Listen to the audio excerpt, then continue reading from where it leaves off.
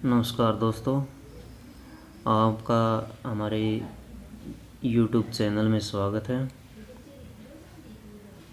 आज हम पढ़ेंगे दक्षिण भारत के प्रमुख राजवंशों के बारे में। पहला राजवंश हमारा है पल्लव वंश। तो पल्लव वंश के बारे में हम पढ़ेंगे। पल्लव वंश आज के समय में जो तमिलनाडु है उनमें उस जगह पर इनका शासन था। इनका जो संस्थापक था वो सिंह विष्णु था और इसका जो समय काल था सिंह विष्णु का वो 575 से 600 ईस्वी तक रहा था। यानी 575 ईस्वी में इन्होंने अपने शासन की शुरुआत की थी, गुप्त वंश के समाप्त होने के पश्चात। इनकी जो राजधानी थी वो कांची थी, जो कि तमिलनाडु में पड़ती है और कांचीपुरम के नाम से अब प्रसिद्ध है। सिंह विष्णु वैष्णव धर्म का अनुयायी था। सिंह विष्णु के दरबार में एक राजा रहता था जिसका नाम था भारवी और ये उसकी रचना थी। कुछ प्रमुख शासक हैं। महेंद्र वर्मन, जो कि 600 से 630 ईस्वी तक रहा, 30 साल तक शासन किया। नरसिंह वर्मन ने 38 साल तक शासन किया। महेंद्र वर्मन द्वितीय ने 2 साल तक, केवल 2 साल तक शासन किया। परमेश्वर वर्मन प्रथम 10 साल तक रहा। नरसिंह वर्मन द्वितीय 40 साल तक शासन किया। ये इस काल का सबसे प्रसिद्ध राजा था। 40 साल तक इसने शासन किया। अंतिम शासक इनका अपराजित वर्मन था, जो कि 879 से लेकर के 897 ईस्वी तक रहा। महाबलीपुरम का जो रथ मंदिर है वो नरसिंह वर्मन प्रथम ने बनवाया था। नरसिंह वर्मन प्रथम काफ़ी प्रसिद्ध राजा था। कांची का कैलाश मंदिर नरसिंह वर्मन द्वितीय ने बनवाया था। कांची का कैलाश मंदिर इम्पोर्टेंट है। ये अगर हम क्वेश्चन को एग्जाम पॉइंट ऑफ व्यू से देखें तो इसे राज सिद्धेश्वरी मंदिर के नाम से भी जाना जाता है। महाबलीपुरम में शोर मंदिर जो बनवाया था वो भी नरसिंह वर्मन द्वितीय ने बनवाया था। 10 कुमार चरितम एक रचना है जो कि दंडी के द्वारा लिखी गई थी और वो इसी के शासनकाल में लिखी गई थी। दंडी इसका दरबारी कवि था। अब हम पढ़ते हैं राष्ट्रकूटों के बारे में।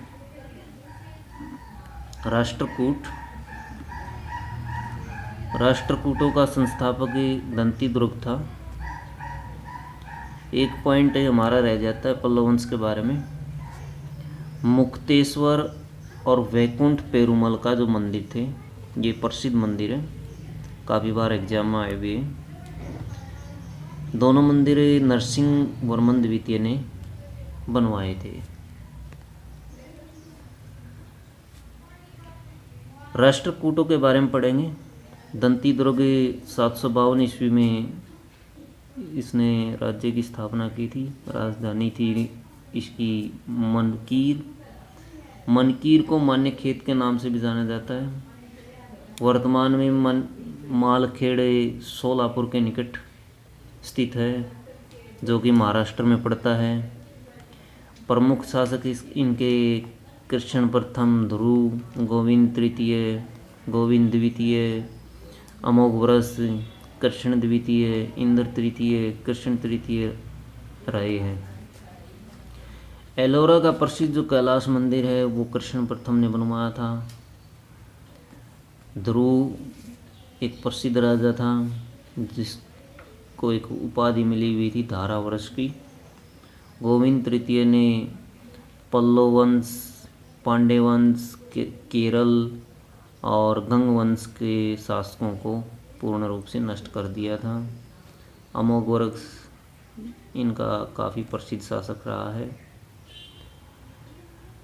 इसने एक रचना करवाई जो कि कन्नड़ में थी, कवि राजमार्ग, और इसके दरबार में एक लेखक रहता था जिनसेन, जिसने आदि पुराण की रचना की थी।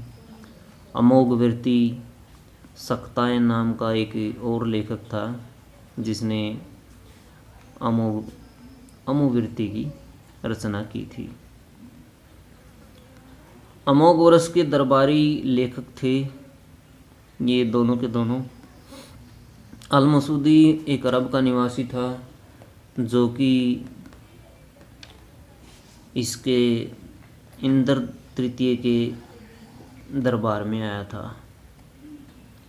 इसी के शासनकाल में भारत में आया था। एक पौन नाम का लेखक भी रहता था कृष्ण तृतीय के दरबार में, जिसने शांति पुराण की रचना की थी। एलोरा और एलिफेंटा के गुहा मंदिर हैं, प्रसिद्ध गुहा मंदिर हैं दोनों के दोनों। इन दोनों गुफा मंदिरों का निर्माण भी राष्ट्रकूटों ने करवाया था। एलोरा की गुफाओं में 34 शैल चित्र गुफाओं में पाए जाते हैं, जो कि 1 से 12 में बौद्ध शैल चित्र पाए जाते हैं। 13 से 29 तक जो है हिंदुओं के शैल चित्र मिलते हैं और 30 से लेकर 34 तक जैन के से संबंधित शैल चित्र पाए जाते हैं। धन्यवाद दोस्तों। अगर आपको वीडियो अच्छी लगी है तो लाइक करें,